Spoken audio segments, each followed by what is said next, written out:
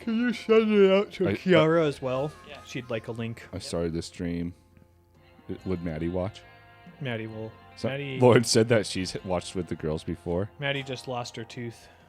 Lauren said that she's watched it with the girls before, but I don't think they ever make it very far before they have to turn it off. Kiara told me, she's like, I just keep it on as background. I was like, well, hey, that's something. Yep. Alright, it's out to all the places, I think. That means that we rank probably higher than... Never mind. I was going to say fish music for most people, but... How dare you? I knew it. Alright. Should we do a mic check? Is it playing? Yeah, let's do a mic check.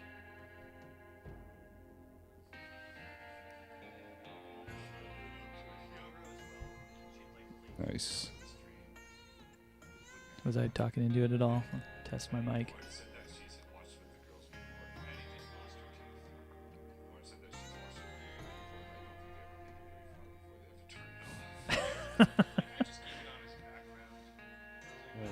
All right. I think Sounds good. Let's go back.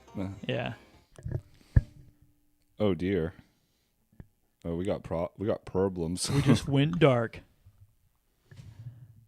Oh, we got hold big on, problems. We got the special Oh. standby screen. And we're still audio. Could be an audio only TV show. Bear with us, loyal listeners or watchers. David is troubleshooting the video component of the 118 West show. I have to restart OBS. All right. What is this one? Maybe we can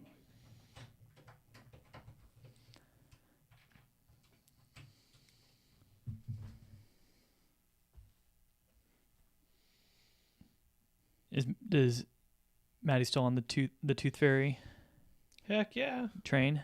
Yep. What's a tooth go for nowadays? First tooth, I believe the Tooth Fairy left $20, and then Does it decrease with subsequent teeth? I think the going rate now is around 10, somewhere around 10 10 a tooth? bucks. Yeah. Something, Yeah. you know.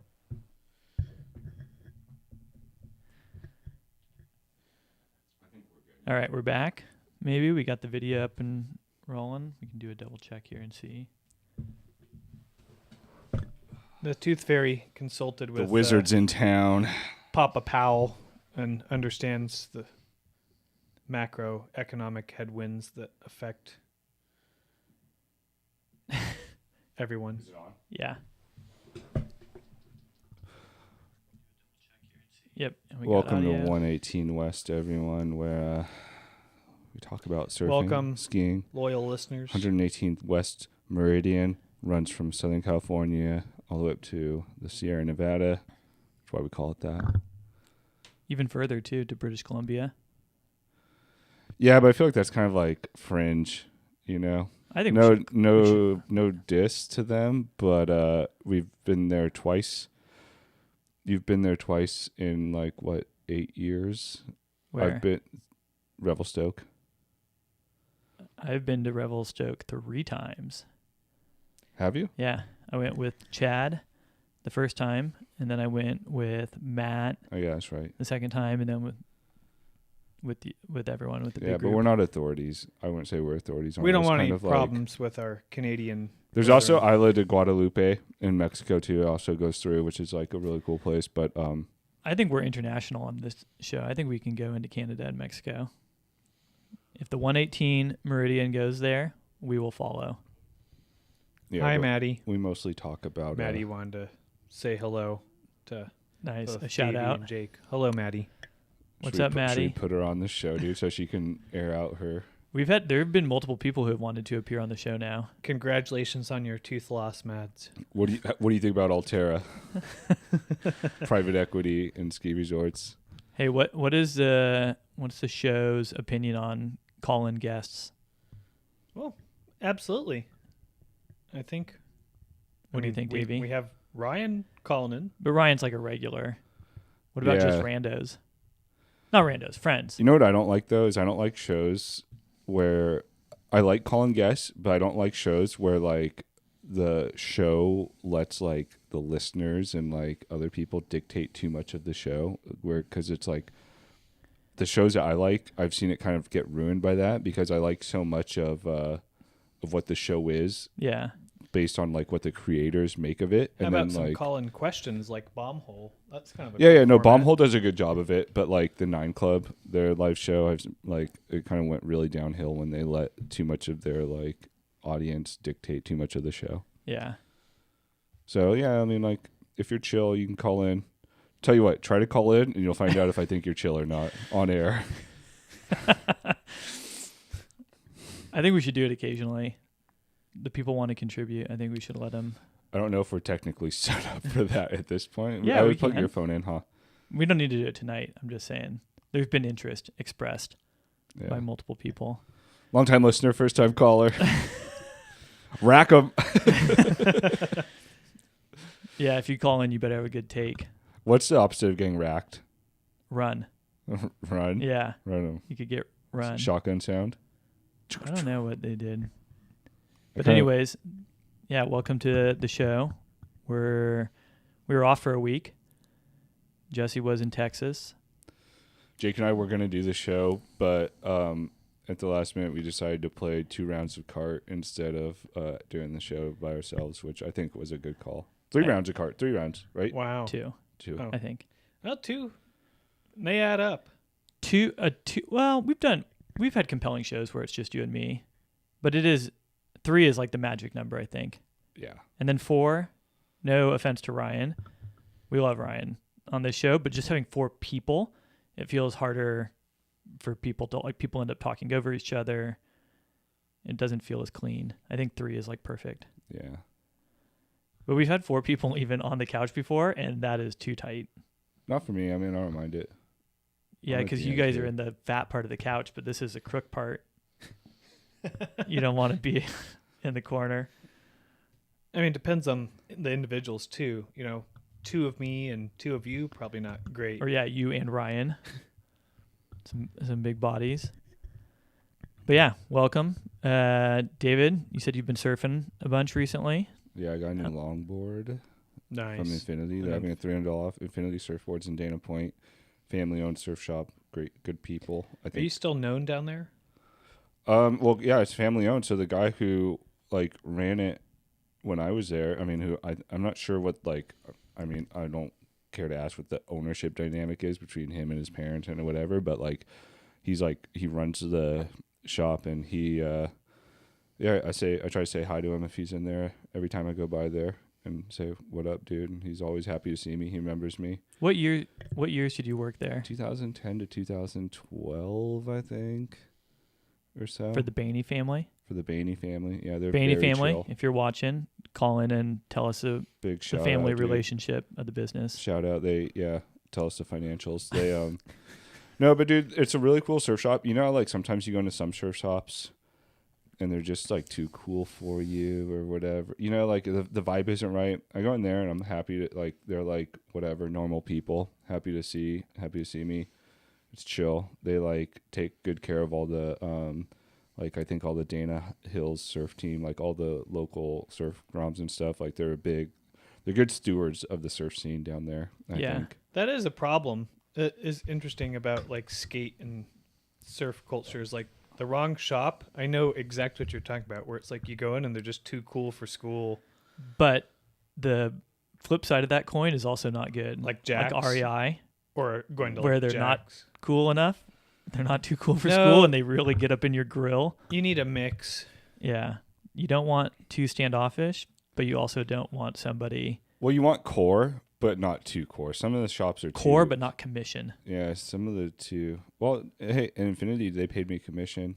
I hope they still do that for their employees, and I thought that was cool. That was always fun. Like What was your commission on per board? I don't know, something like 2%. So it's fun. You know, like you sell a shortboard, you get like extra dough for your dinner that night or something, or Dinner. you sell a Right. stand-up paddleboard.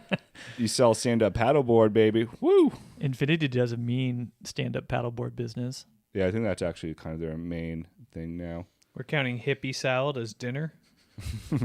Okay. Stand up The devil's paddleboard was lettuce. yeah, stand up paddleboard was a solid 8th. That was good times. But yeah, I got a new log, so I've been on this like longboarding kick right now, which is super fun. I've been going to Uppers. I guess I don't really want to. I guess who cares? Nobody's listening to this, but Uppers when it's small, the best longboarding wave around. I think. Yeah, better wouldn't than want to Malibu. blow up the spot.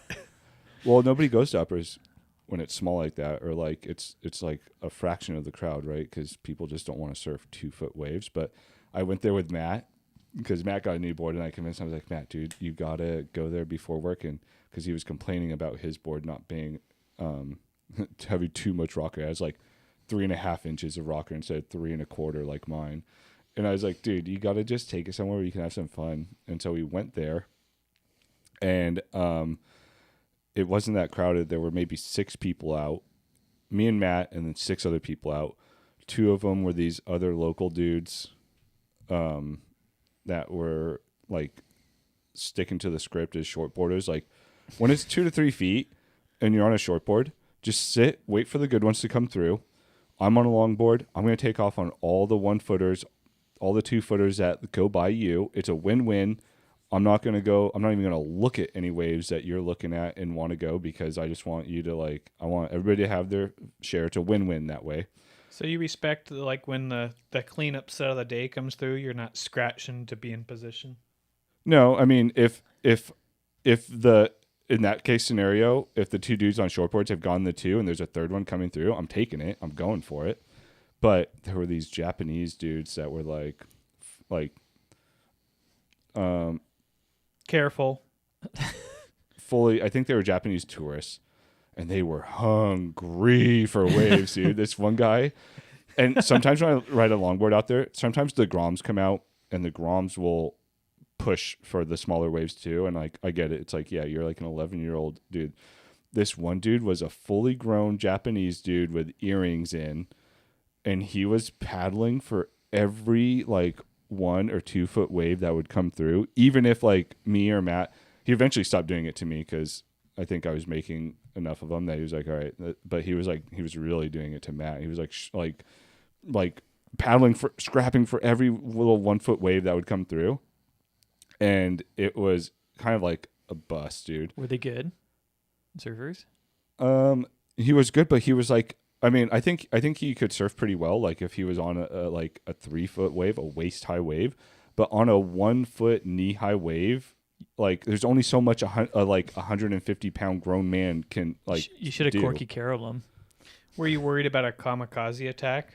I just killed him with kindness, dude. I just smiled at him the whole time and just was like, dude, you are so hungry for waves. Maybe this is like the last day of your trip here or something. Or like, there's this one guy though that I've surfed out there a lot with a handful of times, and he's so chill. Like he's like a local guy, and he's like older, and he's so chill to surf with. And it's like, dude, this is so much better to surf with people that just get it and like understand that. Like, look, dude, I'm just here to get a bunch of small knee high waves. You're here to get the good ones that come through. We can totally coexist, and it's a win-win for everyone rather than a stress session. Where you're just. I mean, I wasn't that stressed, dude, because I had like a heavy ass longboard, and I was getting like little 1-footers, and it was like 1 foot and mushy too. You know what I mean? Like it'd be like a 1 foot session at like Refugio, basically, and be like, dude, you got to get off the shore. Like speaking of Refugio, I don't know how this came into my like algorithm, probably because I love Refugio, but you know that people skimboard Refugio? That no, makes I could sense. see it on a low tide. I still have footage of a guy like ripping on a low tide, like almost like wedge style, you know, like coming in at the very top of the point, running and getting on a wave, and then surfing it all the way in. You probably need just the right tide. But it wasn't big surf. But it was does like he skim on sand for at the top of the point? For not on sand, but like shallow water for like a second, and then Boom. Quickly he's onto the wave. Although I've never seen it out of the 100 times I've surfed there. It was cool though. That would be cool. Yeah, that's in that Surfing California guidebook I just got, they say Refugio. They don't call out the point at all. They only mention the reef area. Really? Yeah. Really. I was surprised to That's hear. shocking. Yeah, it was. That is shocking. And the picture they have of it is of the reef, not of the point. Interesting. Is it firing in the photo? Yeah, it looks like good point surf, Yeah. like good reef surf, like, which I still think is my favorite surfs are over there at the reef. Every time I go there, I've had fun. I've had really fun surf at the reef, but I really like the point. The magic of linking up a full-on point wave all the way in and having it bend around just can't be duplicated at the reef. And this last year was so fun. We had so many. We're talking about a beach camping trip at Refugio, but we had so many people out together and like parent-kid combos, like tandem boards. The point Multiple is like people on the same wave. It's a novelty wave.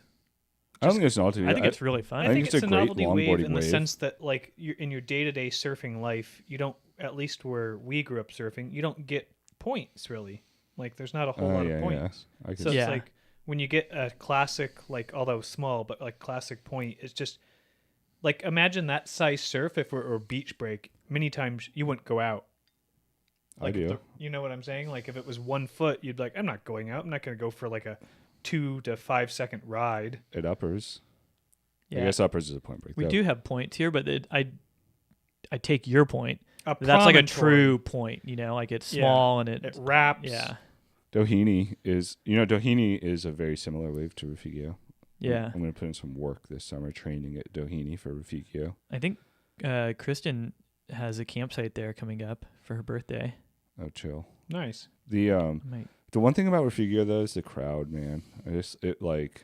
Yeah, but if you just Really? bring the crowd with you, That's true, but it just kind of like hampers it. My favorite sessions are when I'm able to get out there without people. Even Yeah. this last trip, though, I don't recall losing out on too many waves. Most of the waves were shared with our group. It's not the losing out on waves because, like, if you're You just won't be aggressive there, you can just be deeper. It's just avoiding. It's avoiding and having to like surf through the crowd. Bunch of is, buoys. like just kind of dampens it for me. You know, like risking a trip into the boneyard. It's the same thing. It's the same thing at Doheny too.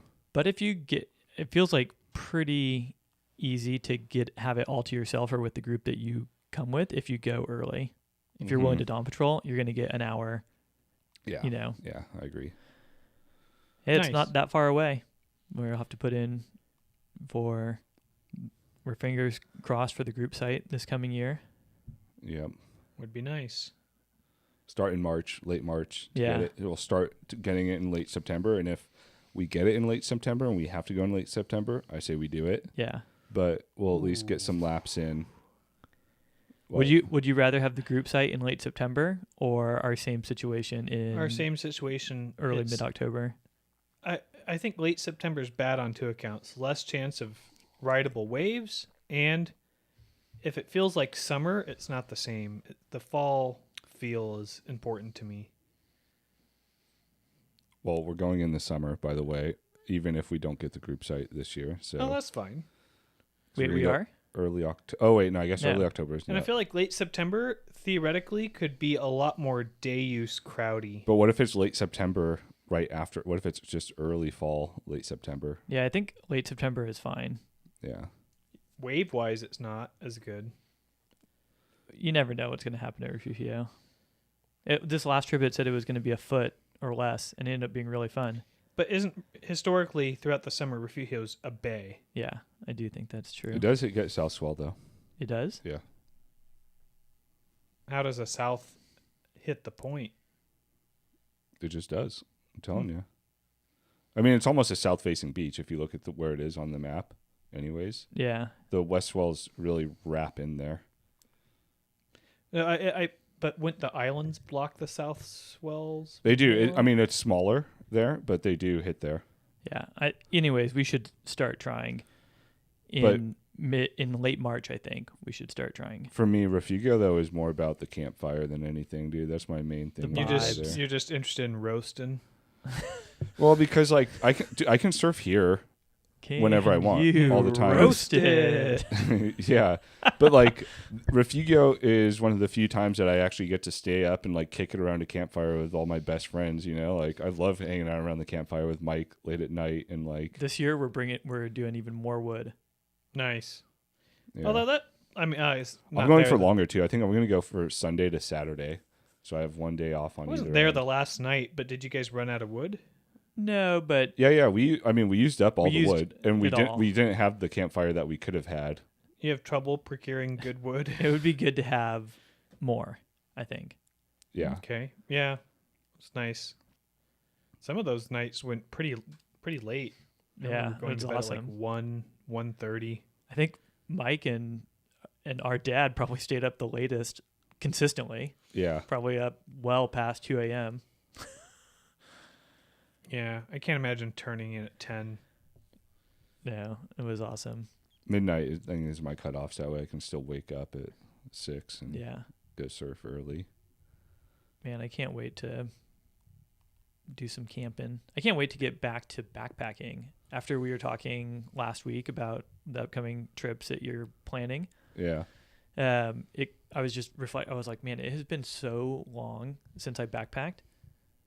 I think Same. well over. 2019 for me. Or no, 2020. Okay, you have me beat then, I guess, by a lot. But you have 2 kids. Yeah. I feel like I went all last year without backpacking. Probably coming up on almost 2 years. Oh, wait, no, that's not true. I went with Ryan last summer. Yeah, I think it's been a year and a half since I have not backpacked in quite a while. I mean, unless you count Maddie's backpack. Was your last backpacking trip when Definitely a Big Pine trip. David and Lauren got engaged? Like with Andy White? Perhaps. That's Maybe. crazy. It's been Maybe over half a decade. I'm really looking forward to bringing the girls up there to the Eagle's Nest and Sam Mac and be like, yeah, this is where I asked your mom to marry me. This is a cool ass place. Yeah. I love that it's called the Eagle's Nest. It's got a very different connotation than the original Eagle's Nest. Maybe by the time your Is the Eagle's Nest a Nazi Germany thing? It is. maybe by the Hey, time, we should bring the swastika. We should like try to re-get the swastika too and make that into a backpacking thing. maybe by the time your girls are old enough to backpack, the popularity of Fourth Lake or the North Fork will be waning. That's what I was about to ask you. I think it'll die. I think it'll go back It's to got normal. blown up, I can see, over the last 5 years since COVID by Yeah. Instagrammers. It's pretty bad. Hey, Not that I've witnessed it, but just what I've seen. we witnessed it. I think when we were car camping up there a couple years ago over Labor Day, a bunch of our group went hiking to day hiking to Second Lake, and I've never seen the trails more crowded.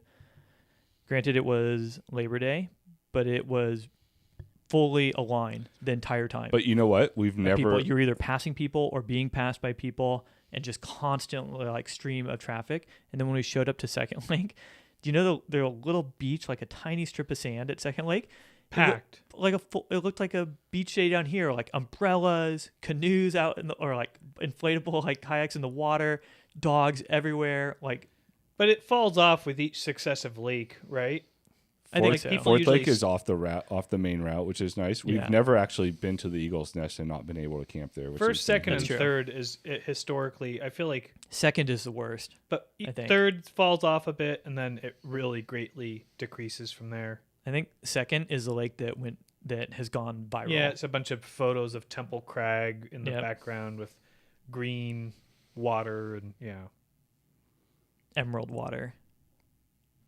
Glacier fed lakes, yeah. It's a beautiful spot, But don't go there, you but pieces yeah, of stay shit. away. When you were pretty young when you first went there, right? I Davey? was 14. Freshman year of high school, I remember. My There's- toenails got busted up on So the what- hike back from What it. year that was 2000? 2000, yeah, 2000. Do you think Adiza's been blown up? Yeah, it's always been. But Adiza, in a weird way, I think is more not in a weird. It is more remote. They're the same mileage wise. Really? Yeah. They're each like 7-mile hikes. And I think Adiza is You see attached to a what- much more I think the Mammoth area is a much more crowded backcountry than I would argue Pine. you see way less people It's around on the PCT. You see way less people around Adiza than you do around the first, second, third lake area. Yeah, I think When camping, I remember trips Adiza where you'd go days sometimes the without Big Pine seeing- area gets way more day hikers. Yeah, I think it was rare that we would have neighbors actually at Fourth Lake. I feel like it's happened before, but it's pretty rare, and it would be like one party or maybe two parties. Adiza almost always had neighbors. Yeah, but the spot that we're talking about at Fourth Lake doesn't have too many adjacent spots. I mean, I'm just talking about anybody else camping at the lake. Oh, yeah. Like there would be like on the little peninsula across the way. Do you remember the grumpy guy? Yeah. And like you would hear people, but like I feel like it was It felt more isolated. probably 80% of the time you had the lake to yourself from other campers. Yeah. it's weird though. Like, okay, you go up to Fifth, almost virtually no one Yeah. camping. Yeah. Yep. Yeah. You I don't go know up if there's to that many Iceberg. great camping spots at Fifth. No, No. have you ever seen anyone camping at Iceberg? Yeah. Really? Mm-hmm. Oh, Cecile? I don't know where you camp. It's just really Talus. Yeah. You know what I want to go back to? Minaret. Ooh, that would be awesome. That's a big lake, right? With a big It's jump. a huge lake. It's got with a peninsula that divides the Yeah. lake, or most of the lake. So you can camp on the peninsula if you want. It's got some wonderful jumping rocks. And it's really I don't know what minarets are you under on Minaret Lake? Walter? I mean, Probably you're all kind of of looking them. up at Clyde, but the south ones are like Rigelhuth. Oh, okay. Rigelhuth. I forget the other ones. I should know. Yeah, Minaret Lake's cool. Yeah. Would you ever Wait take till Altera starts charging you to camp there. Would you ever take Maddie backpacking? Yeah. I think Maddie's to the point where she could probably backpack now, realistically. Yeah. I think what it would look like is I would be carrying pretty much all her stuff. Maybe just give her a teeny little like backpack. Yeah. And it Make her would carry the candy. it would probably just The require bag of apples. it'd probably just require it might be an all day affair getting her out there. But I mean, Yeah. I think she's capable of it now. You can also go to a chiller one like Horseshoe Meadows. Or Rock Creek. It might be the sort of thing you play by ear where if I backpacked with her, I would start it off just to not ruin the experience. I might, if we were trying to get to Fourth Lake, I might do a thing where it's like, I get there. Capsule style. Yeah. Yeah. Or go to like or do the one that Ryan and I did, like Fern Lake would be really cool out of June. Like it's like a mile and a half maybe. And I mean it's like you do climb like 1,000 feet, but it's a mile and a half. Like you could easily do it in like an afternoon. But that's why I think Rock Creek would be awesome because you don't climb really. Yeah, you you start start up really so high. high and then there's lakes the whole way. And so you're just going on like a pretty flat trail. And it's beautiful. We're gonna go camping. We're gonna go car camping actually at Rock Creek Lake for Labor Day weekend. You guys are invited. Labor Day. Yeah. Early September. Yeah. Nice. I would like to do that. We're gonna bring the canoe, stand up paddleboard, That's a sweet lake. straight chilling. What do you think your backpacking timetable is a year from now? Will you be backpacking? I think I might be able to go on ultralight trips this coming fall. I was talking to a guy who had the same surgery that I'm going to have, who's old, definitely older than I am, but he said within, I think 5 or 6 months, he was doing not backpacking, but like hikes.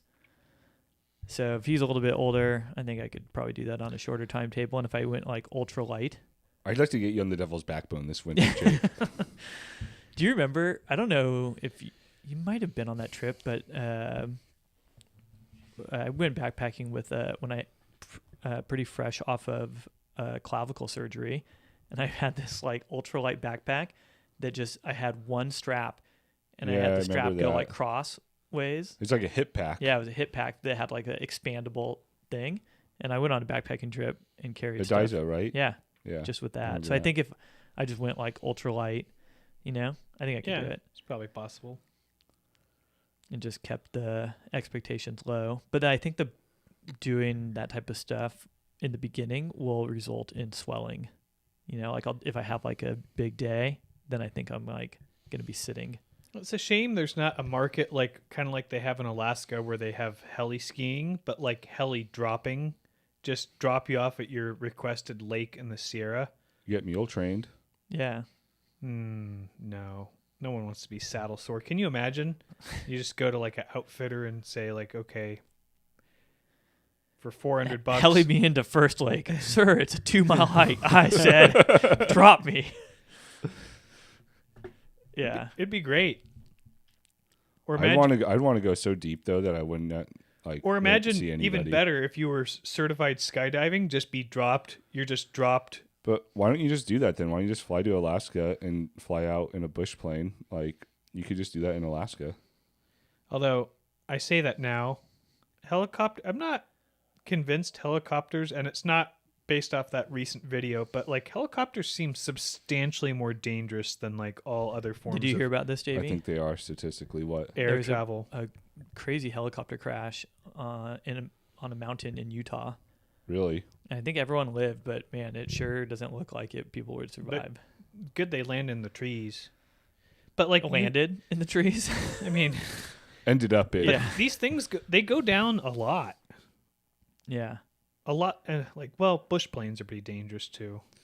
My parents, my mom likes to take the train to places instead of flying because she thinks it's safer, but I don't think it is. We looked it up statistically. It's not. Yeah, Trains are not safer. Yeah. No, flying a commercial airliner, statistically speaking, is pretty much the safest form of travel outside of walking. Not in the last couple of years, though.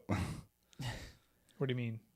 It was really safe for a long time. And in the last couple of years, there's been like crazy, a huge uptick in accidents. The one in New Jersey or Washington D.C. It's still insanely safe. That was the first fatal airline crash where the actual airline went down since 2009. I know, but I'm saying since that one though, there's been like a big uptake in There's accidents been one since 2009. No, there's been multiple since 2023 or whatever when that one was. In the U.S.? Yeah. When? I don't know. I have to look it up. Well, we're on no fact check here in 118 West. They had an airline go down in the U.S. in 2009. Then they had the one that went in the Potomac. But that stretch, they'd had whatever that was. Sullenberger? I know. That's what I'm saying. It was good. And then they've had these other incidences. I guess maybe not a lot of fatalities, but like with the Boeing planes falling apart. Oh yeah, but those. Some of those have been. But that's Boeing. But there's been fatalities in some of those too. No, I don't think that's true. The only fatalities with the Boeing instance were the Lion air crash in Indonesia and the one in Ethiopia that killed everyone. But in the U.S., the Boeing accidents haven't resulted in any deaths. I mean, the door plug one was nearly catastrophic, and the cowlings coming off engine, but all those people landed safely. It's very look, I get it. I understand where your mom's coming from. I'm not like super into flying. I'm always happy to be on the ground, but I am super into flying. I love it. I mean, I like it once I'm up, but it's not something. If I could magically teleport myself without having to be in the air, bullet train. Would you take a bullet train absolutely. If it was statistically the same? Like I think I understand where your mom's coming from, where it's like I can appreciate the statistics, but like if I had more time, I would drive to areas that normally I would fly to. It feels safer. It feels safer, but I know statistically the numbers don't bear that out. Like, for example, if I were to drive to Texas, that's a very perilous drive compared to flying. You're on interstates, there's truckers, there's drunk drivers. You have a much greater chance of like succumbing to some injury, but it feels better, right? You're on the ground. It takes so long. Yeah, Jake learned that. Dude, the drive to Texas, even like West Texas, I know it's brutal. Is forever. I thought about it. Like I was like, maybe we'll rent an RV and do it road trip style with the girls for the clips. And then as I was doing it, I was like, okay, like let's say generously we could drive 8 hours a day, like with the girls. I was like, dude, this is gonna take like fucking 2 weeks. Well, I mean, with like stopping at, I was like, Yeah. well, we're gonna stop. We're gonna do a road trip, so we're gonna stop at places along the way. It was gonna take like 2 weeks. We spent when we drove to Texas for the eclipse, and we spent more time driving there and back than we did hanging out in Texas.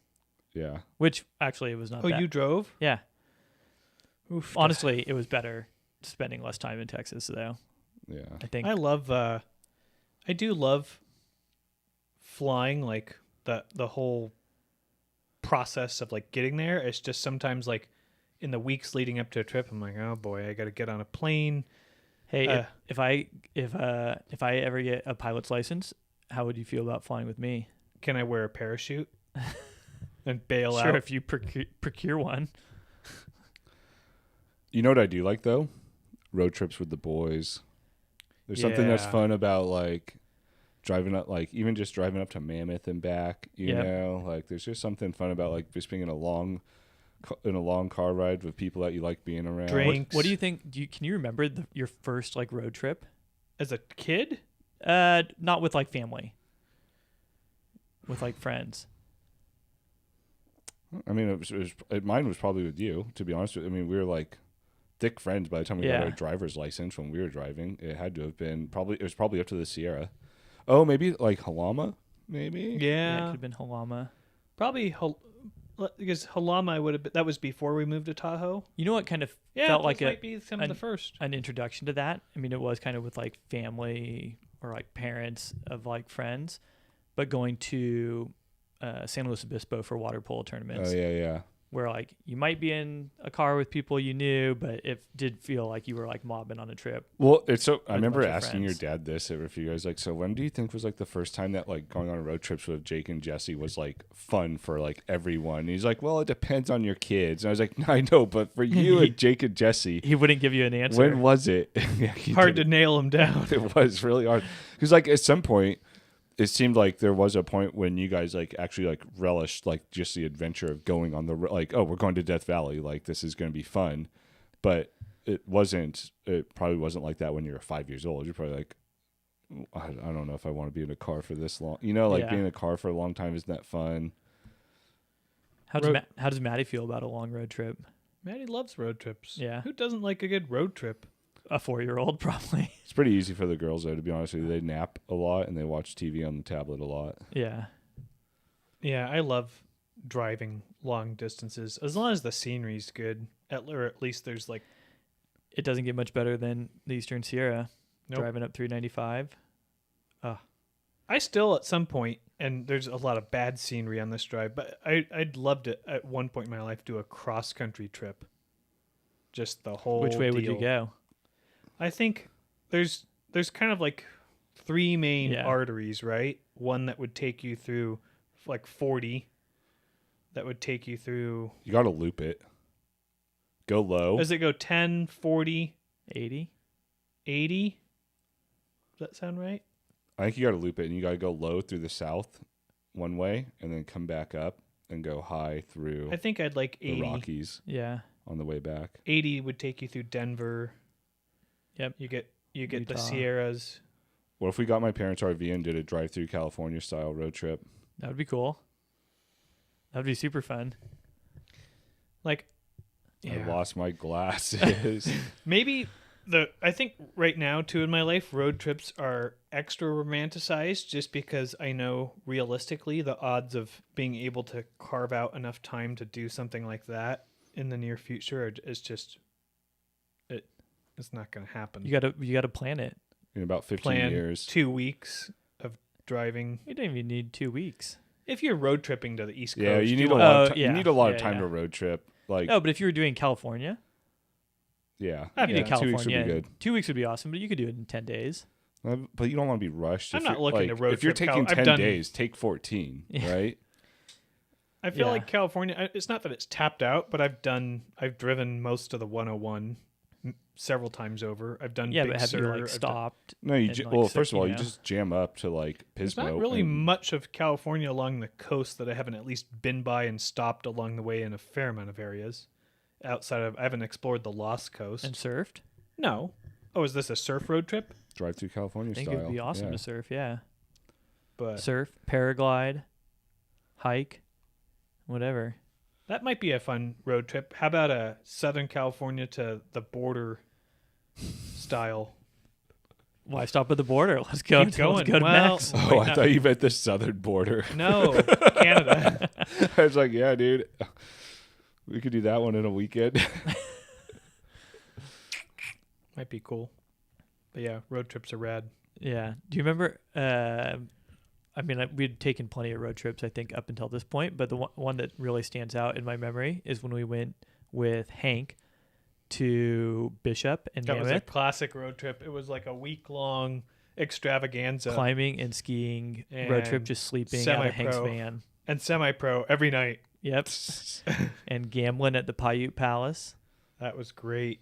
I think that trip took us, if I recall, we spent some time in Pine. Yep. Then we went to the Owens, and then we climbed out of Bishop. In the Owens River Gorge. No, but what would we do in the Sierra? We did a little. Oh, Cardinal Pinnacle. Yeah, we did Cardinal As a team of 3. as a team of 3, and then we some skied a mammoth bunch at Mammoth. skiing, and then I think we followed it up with more climbing in the or like on the way back. We alternated, I think. We would do like a climbing day, a ski day, a climbing day, a ski day. That was a good trip. Yeah. It was like a week-long extravaganza. I mean, it was like my first climbing road trip ever, where we just had a certain amount of time. We're like, we could just go do whatever we want. It was so fun. That's a good cadence too. Climb, ski, Yeah. climb, ski. That was a nice van Yeah. for not being converted or like not really being.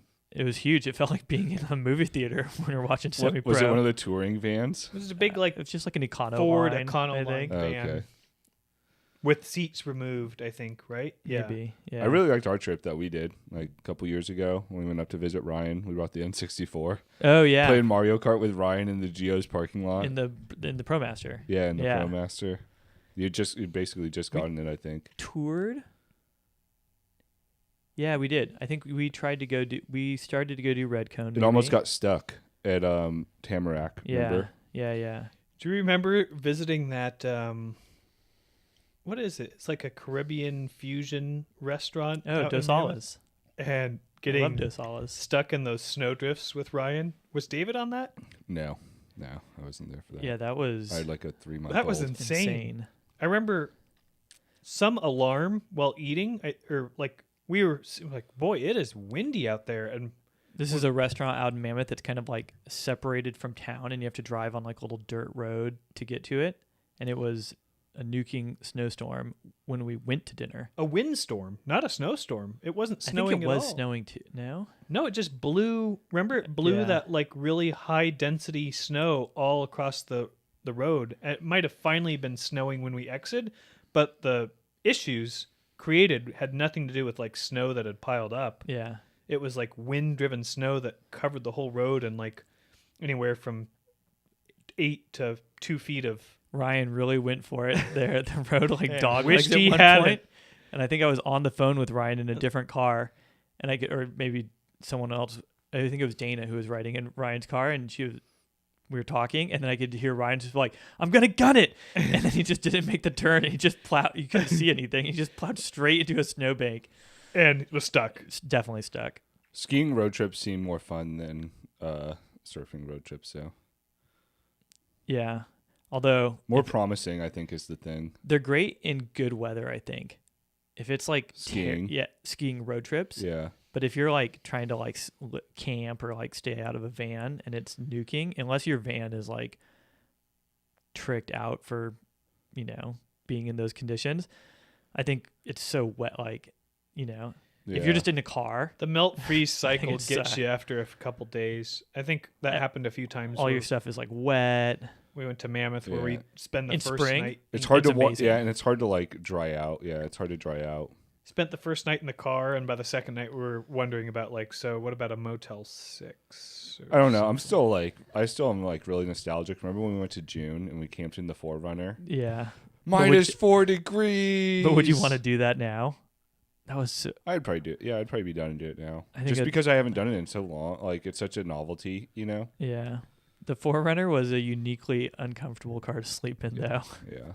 I did it last winter in the Prius, dude. I loved it. I had so much fun. The Prius is a surprisingly comfortable car to sleep in. Went out to the van lot on 395, dude. Ate Geos. Watched fucking The Office. I think I watched Step Brothers or Semi Pro as well. Were those first June trips? Strange Brew. No, I watched Strange You Brew. still had the Forerunner Yeah. when we had June passes? Yep. Yeah. Yeah. Yeah, those were some fun times of just getting away with sleeping in the parking lot at June, and it was good snow. I remember we were snowboarders at the time. I remember snowboarding the face, and there was nobody there. To be honest with you, I just look fondly about any sort of trips without my family. Yeah. Sorry. Just trips with the boys, you know. Remember those times, Jesse? Oh, I remember. I remember them well. I remember do you remember the trip that we photoshopped Hank out of this photo? That was yeah. in front of the Suburban. I think that was like my final hurrah trip to Mammoth the in wee like sweet. November.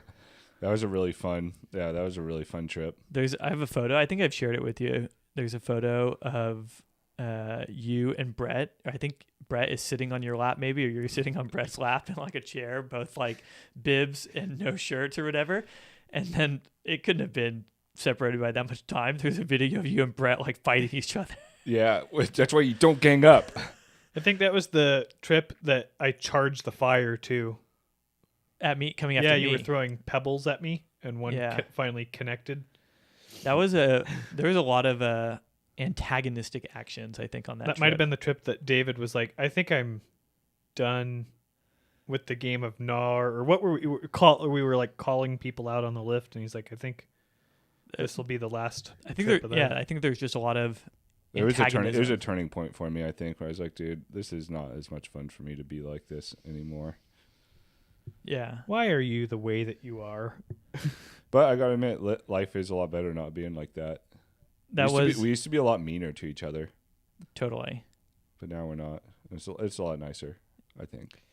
I think even back then, the dynamic changed the more people you got. I don't recall us acting that way on trips. We acted way better behaved if we went on a trip where it was just us three. But you add more people. And then even then, I would say Jake and I never acted that way when you weren't there. But like you add more Jesse people, and brought obviously I'm at one big element. But even the trip, I recall doing trips long before that one where it was just us three, and they were pretty pedestrian. Yeah. I agree. Trip. Yeah. None of that nonsense on lifts like we did Mammoth. Remember that Mammoth trip we took where we got like 2 feet of snow in like early December, and we spent all day lapping like whatever lifts are right above Canyon. Right on. We lapped like the front side of Lincoln Mountain. 22. 22. I don't. It was like an early season. It was like early December, and they got like. Dude, pre-Altera days. You know what? I was thinking about this because I was just up in Mammoth, not skiing, unfortunately. But Lizzie was saying that it wasn't like, I mean, she got to ski a couple midweek days, and she said it was empty. Really? And it was a holiday weekend, right? Yeah, but midweek days are so hard for me now. Like when I was Yeah. a dirtbag, it was much easier. Nowadays, it's just so But hard I think for if me. you did a trip up there because you can work remote on some days, and Yeah, but I still have to work is the problem. but you could make it out I the could same way that you like surf on a work day. Yeah. Maybe. I don't, but I If mean, you were staying I've up there tried already? it. I've tried it, and it never works out. Like it just sucks. Yeah. I'd rather just take the time off and Yeah. just not go up there. I think even as much as, I mean, like, and I agree that Altera has changed for the worse the skiing experience in Mammoth. I think if you can ski on weekdays, it's still epic. Yeah. Like I think it really impacts it on weekends and maybe like, a holiday periods, but it, for skiing the day after a holiday weekend and to have it be like empty, or even well, I think skiing that's also especially different though too, because the day after a holiday weekend, everybody's like kind of spent. But she said like even on Monday, But my it thing wasn't bad. Well, I mean, another thing too is like that's also like the travel day that everybody's like leaving to go home. The difference is back in the day, you used to be able to go on relatively busy times, and it was busy but palatable. And now when you go on those busy times, like on Christmas or holidays or big weekends, But I think that's my point. Is that and they skied on the. it's obscene. I don't think it was though. This holiday weekend, Oh. like they skied on Sunday, the middle of a holiday weekend, and it wasn't crazy. I mean, I've also skied on spring weekends, and it's not that bad. But like, it's also just the whole experience in general. I think Airbnb really has done a number on the town in general there, and like, Agreed. It's just encouraging to me. I think at least that like it's still possible to get good days there, even if I ultimately don't like the direction that the industry in general and Mammoth specifically is going in. It's cool that it can still be. You can still find a slice. We're lucky to have come of age when we did skiing and snowboarding, because like it's rough out there now. Like, yeah, I agree. living in It's just Tahoe disheartening. and like I wonder what 2000 Tahoe's like. Oh, Bad. terrible. Bad. I think. Even Kirkwood. no, not as bad. It is interesting. I was talking to Steve, and he was saying he wasn't commenting so much about resort skiing, but I mean, he lives in Sacramento, and he drives through Tahoe to get to the east side for backcountry skiing. He said the backcountry skiing scene in Tahoe is an absolute shit show. Just too zooed. Yep. Basically, I think Makes him want to become EBK. from COVID on. Have you been watching? We love you, Trap Lore. Have you been watching the Stockton EBK I've videos? seen them, yeah. Everybody killer. Stockton, which like I didn't realize like right next to Sacramento. Bishop Crips, yo. Do you think there's a Crips chapter in Bishop? Absolutely. LPC, Lone Pine Crip. LPCK. Yeah, that makes sense. I'm sure although, yeah, like back when we lived up there, we'd go out to Carson Pass and you'd see people parked off to the side recreating but like you could always find your own slice Yeah. and good. And I think you still can, but I think it's increasingly hard to do in Tahoe. From what I've heard. I haven't experienced that firsthand, but I mean, Nolan has said that it's terrible. I mean, I believe it. And Steve said he drives an extra 2.5 hours to ski on the east side rather than go out of Tahoe. Does he avoid? He must go past Mammoth. I think he's Then generally too. meeting up with Robbie and Bishop to ski out of Bishop, but I Okay. think they'd ski things in Mammoth as Okay. well. I think Mammoth is pretty They taxed. they were saying too. they I don't know when this happened, maybe last year, but they skied the U-Notch Oh, and got it sweet. in like full on powder conditions. Wow. Like it sounded Before like we epic. end the cast, this might be a somewhat proper segue into the rescue you were talking about at Whitney. What was? I'd like to hear about that. Oh yeah. We were. discussing before we got on air. Well, it came up because you said that there's another fatality just recently on Whitney, Yeah. and we were discussing. I mean, I think Baldy still has Whitney beat quite easily, but then it was reminding us that a long time ago. When was that? Must have been Late season. maybe like 2013 or 14. Yeah. Oh, maybe like 2012. I think I was at UCLA Yeah. at the time. Yeah. David and I were climbing the east buttress on Mount Whitney, Yep. and then we were We climbed tagged Muir. Mount Muir. Yep. We were doing this car to car, so like a big loop going up the North Fork drainage, climb Mount Whitney, which I think this is probably the first time that we climbed like rock climb Mount Whitney. You had done it before. You had I climbed had? the East Buttress before, yeah. With who? I don't know, but you knew about it. I remember we got halfway up and we found a ledge and we watched The Office for an hour because we were feeling like we were good on time. Well, and there's also a long tradition. I think we had attempted the East Buttress a couple times. I remember the first time we attempted it, yeah. we just went in the completely wrong drainage, and we had no idea. And we were looking up at a rock face that was not Mount Whitney, but we were like, Not even close. we were like, this got to be Whitney. Like, I bet the East Buttress like goes up here. And we were just looking, we're like, it doesn't look like the guidebook at all, though. We're like, well, we should just start climbing and we'll figure it out. And I think we tied in and maybe like started up, and we're like, we're off route. Like this, we have not found the route. And then we retreated. And I think once we got kicked it further by a away, lake. we got down to like maybe even like lower Boy Scout, and we're like, oh, that wasn't Mount Whitney. Like we're not even in the freight drainage. Like it might have been like dude, Wonton's Throne or something. I remember it was so nice napping by the lake at that point. We were like chilling. Yeah. Probably smoked some weed at that point. So that was. Or we didn't have weed. So we always joked about how if Yeah. we would have been big, We would have probably summited. would have made it. We wouldn't have gone lost. But so that was a start. Like that was probably the first time we attempted. So ultimately, we probably went back multiple times, and eventually we had better route finding skills.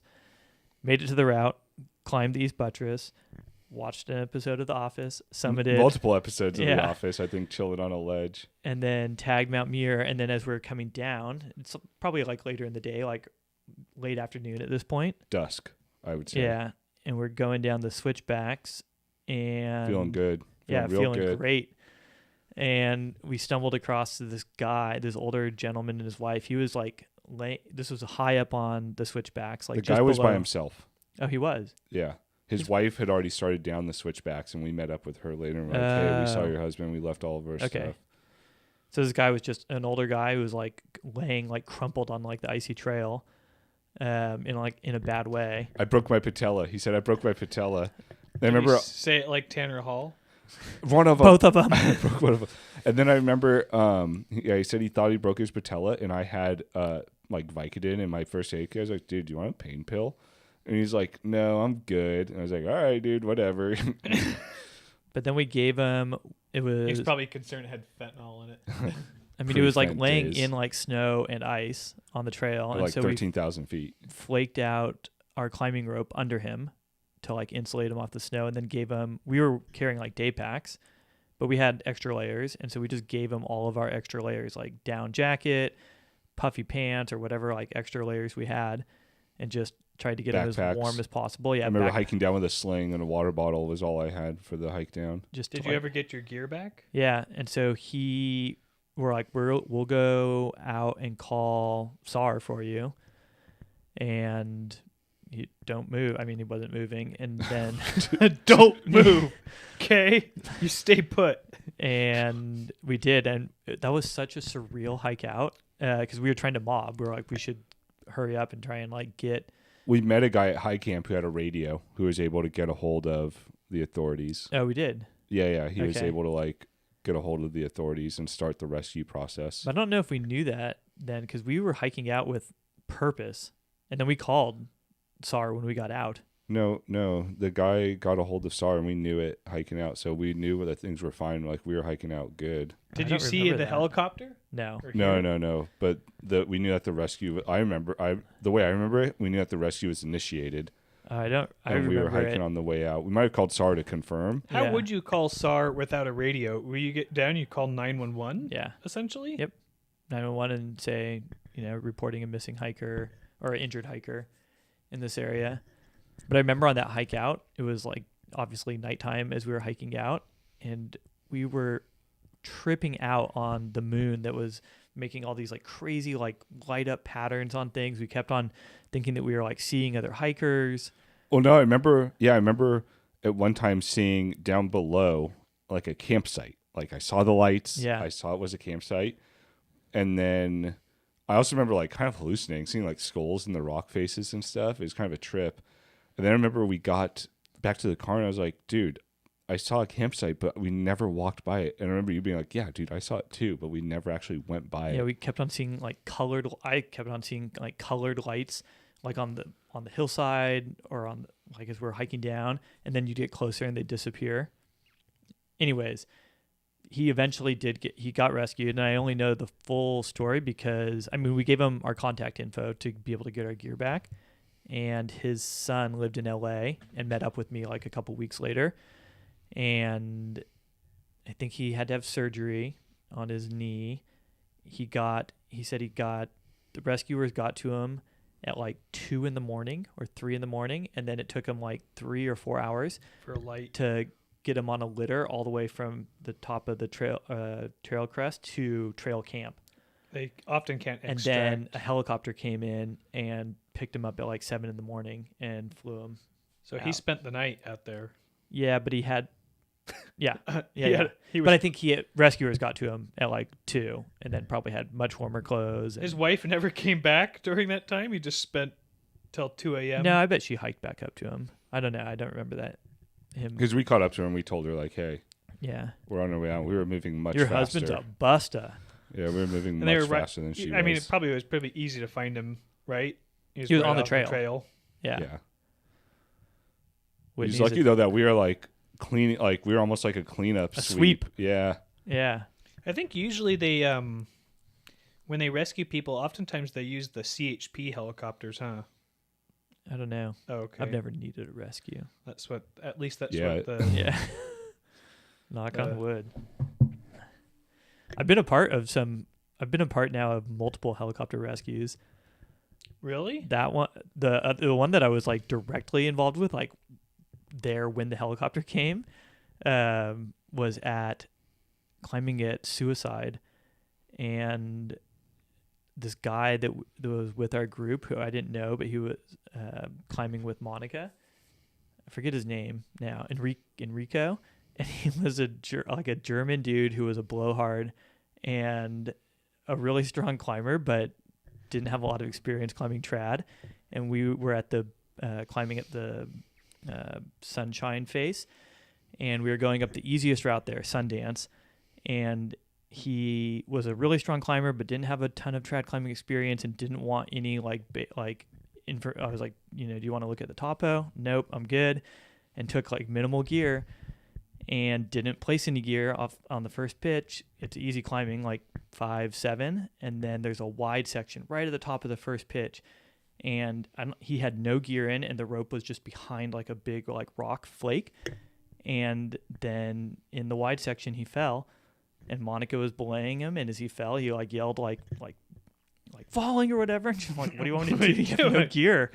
And he fell, and the rope got lodged behind that like rock. It saved him, but Otherwise, still, would he have splatted? How yeah, he high would have was hit he? the deck. Oh, he was up 80 feet. Oh, And so he fell. He probably fell 40 feet and bounced as he came down, and compound fractured on his leg. but then he got held Yeah. by, So but then he precariously, right? You told me that you should see a chiropractor. That's insane. At any moment, it could have. it was like lodged. Oh, really, okay. really He securely. got caught behind the whole. It got caught behind the whole flake. Yep. And Oh my so he just had like a tib-fib compound fracture like hanging on the side of this cliff. You should probably Did get a she massage, attempt dude. Oh, so she couldn't even. It wasn't like a flake where she could like friction lower him. No, he was just stuck. Yeah. Oh. So then it was a whole deal of like I climbed up and we got him on another rope, and he eventually untied from the rope that he was on, and then I lowered him down on the other rope, and then we tried to like stabilize him at the base and called 911, and a helicopter came and ultimately airlifted him out. Were you assisting getting him on the litter? Or did No, they do all that? they did all that. Did they lift him up and put him back on the track? What do you mean? Because I'm alluding to playing some cart right now. Oh. Yeah. Yeah, they. What's that character? I don't They know. tacoed. They Jujube tacoed him. Tacoed him. Put it right back on the crack. All right. There you go, little fella. I'm just Here's curious. some Creedies. Was he like? Was he ashamed of his? Dude, no, you want to know the craziest thing about Did he this? blame Monica? He blamed us. Yeah. Not in the moment. Like in the moment, he was super appreciative because we like super helped him out. Like Monica, who is now a surgeon, but was in med school at the time, I think, like didn't like reduce the wound, but like stabilized it, and like, is a good person to care for like that type of emergency, obviously. And then, I mean, he's lucky that I was able to go up, like not, just scramble up and like get him down. So he was super appreciative, I think, in the moment. And then we went out to visit him the next day. He had surgery, stayed overnight in like Moreno Valley Hospital. And we went to go visit him the next day. And when we showed up, drugged up and mad. he wasn't that drugged up. I think he was pretty coherent, but he tried to flip the script. He was like, why did you guys like try and convince me to climb that? And we're like, whoa. And he's like, I didn't want to climb it. I'm like, dude, Stop it. I tried to like have you look at the topo. I tried to give you beta. I tried to give you like gear Did you suggestions. fight back to Yeah. that? Oh yeah. I told him, I was like, dude, what are you talking about? And he's like, no, like I just felt like you guys peer pressured me into doing it. I'm like, dude, Yeah. you are living in an alternate universe. Dude, You made this decision. Was that the end of the? I mean, there's friendship? never a friendship. No. that I had but with I him. wonder between Monica. You should have done what Michael did to Job and be like, well, I'll see you out there on the rock, sport. Yeah. Good luck. Oh, sorry. What a douche! I think he recovered finally fully, but yeah, Did his ego ever recover? I don't know. Oh, that would have infuriated me. I would have yelled at him. And then I think I found out later because I think Nick was friends with him, or like kind of. And I think Nick approached me in the climbing gym like weeks later, and he's like, I don't know how it came up, but he was like, dude, what happened with Enrico? And I like started to give him the story. And he's like, all right, that makes way more sense. That he told me a very different story. I was like, oh, I bet he did. Yeah, Jake held me at gunpoint. And he said, They "You're gonna forced me up. They said you. He took the gear off my rack. He said, you don't need this shit. And he said, you better get your ass up there. Yeah. All our listeners know us, I'm sure, but for anyone random watchers out there, it's a preposterous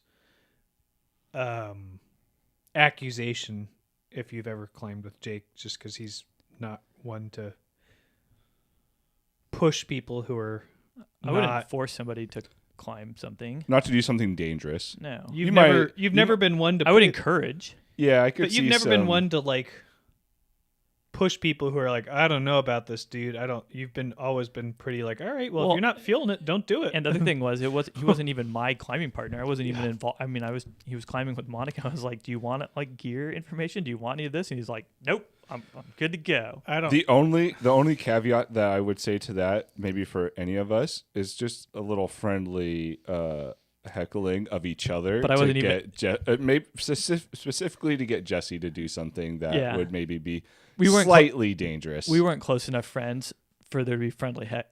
Yeah, with yeah, this yeah. dude. I couldn't see you doing that to me. I don't recall you ever pushing me to climb something I wasn't comfortable climbing. Not climbing, but surfing and snowboarding. I think maybe. I remember you telling me like, you got this, you'll be good, because oftentimes I get really gripped, but I don't Yeah. ever remember you told like, you got to do this. You're Or a pussy. if you- There's no shame in being a coward. If you can't do it, If you don't just think you admit can do it, you can just say so. fuck this guy. But not anything that would be seriously No, dangerous no. like that, like running out a full. No, we were pitch. telling him the whole time he was climbing, like, dude, you should put gear in. You should put gear in. You should put gear in. Oh, he Like, had gear to put in too. oh, there's tons of placements you could make to protect it, and he just wasn't. It was easy climbing. He just didn't do it. Yeah, So- I feel like any of us would have said that to anybody, because like Well, the it's- last thing you want to do is see that happen to somebody when you're there. Yeah, I don't want to be involved. Sucks like, for them, and it ruined your day. It Yeah. totally ruined your day. Of course, I don't want to have to snap into action and do things. I'd rather just climb. It's 8:25. Let's call this and let's play some cart. All right, before we sign off, we should if anyone's watching, or just for posterity's sake, know that the show is sponsored by Dead Wreck and Printworks. All the shirts you see here are available for purchase. You can send us a message and we'll hook you up. $20 a shirt. And if you need any custom screen printing, or know anyone that does, We're reach your out. boys. We'll hook you up. Thanks for Good call. listening, watching, and we'll catch you next time.